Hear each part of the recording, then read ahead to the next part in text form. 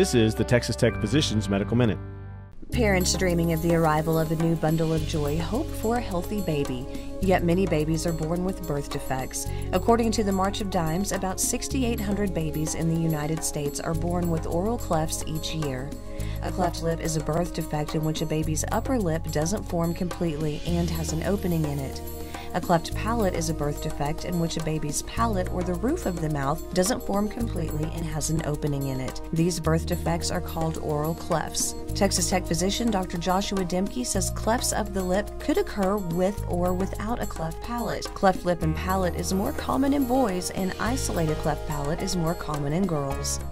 Well, the diagnosis of a cleft lip and a palate, I think, is overwhelming to many parents, especially since it's something that's picked up before the baby's even born on a prenatal ultrasound in many instances. And so parents have a lot of time to worry about that before they're even born. But the good news is that it's something that can be surgically fixed through fixing the cleft lip, usually at about 3 months of age.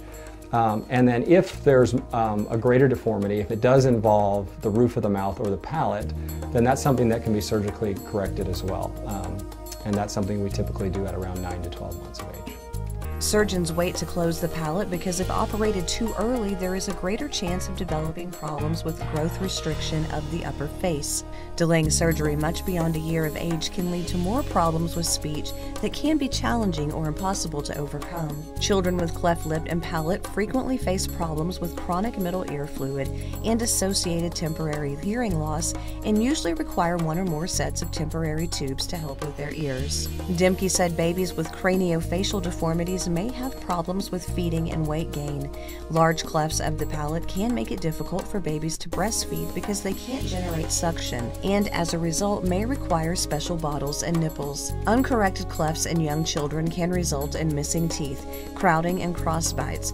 A bone graft is frequently needed at 7 to 9 years old to stabilize the bone of the front teeth. Braces and palatal expanders are commonly needed to help with crowding and crossbites. Children born with clefts can lead normal lives, and the physical deformities can be minimized with surgery, but nevertheless, we'd like to prevent these deformities whenever possible. Pregnant women can reduce their baby's risk of cleft lip and palate by being aware of risk factors, including smoking, diabetes, seizure medications, exposure to pesticides, lack of folic acid, and alcohol and drug use.